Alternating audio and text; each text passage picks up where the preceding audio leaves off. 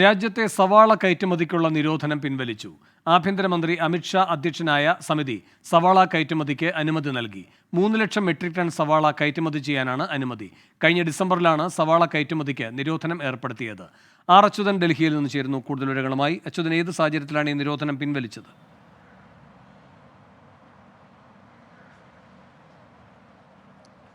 വേണു, ഈ സവാള കയറ്റുമതിക്ക് ഏർപ്പെടുത്തിയ നിരോധനം അതിൽ കർഷകരടക്കം വലിയ ആശങ്കകൾ പ്രകടിപ്പിച്ചിരുന്നു. ആ ആശങ്കകൾ പ്രകടിപ്പിച്ചതിന് പിന്നാലെയാണ് ഇതുമായി ബന്ധപ്പെട്ട കേന്ദ്ര ആഭ്യന്തരമന്ത്രി അമിത്ഷായുടെ സമിതി റിപ്പോർട്ടുകൾ തേടിയതും തുടർന്ന് ഇത്തരമൊരു നിരോധനം ഇപ്പോൾ പിൻവലിച്ചിരിക്കുന്നത്. എന്തായാലും 3 ലക്ഷം മെട്രിക് ടൺ സവാളകൾക്കുള്ള കയറ്റുമതി അനുമതിയാണ് ഇപ്പോൾ നിലവിൽ നൽകിയിരിക്കുന്നത്. ഈ മഹാരാഷ്ട്രയിലെയും ഗുജറാത്തിലെയും ഇതുമായി ബന്ധപ്പെട്ട സ്റ്റോക്കുകൾ, അതായത് ഇതിൻ്റെയൊക്കെ സംഭരണം ഉൾപ്പെടെയുള്ള കാര്യങ്ങൾ വിലയിരുത്തിയ ശേഷമാണ് ഇപ്പോൾ ഈ കയറ്റുമതിക്ക് അനുമതി നൽകിയിരിക്കുന്നത്. എന്തായാലും കർഷകർക്ക് കൂടി ആശ്വാസമാകുന്ന ഒരു ഇടപെടലാണ്. കർഷക സമരത്തിൻ്റെ പശ്ചാത്തലത്തിൽ കൂടിയാണ് ഇത് ഉണ്ടായിരിക്കുന്നത്.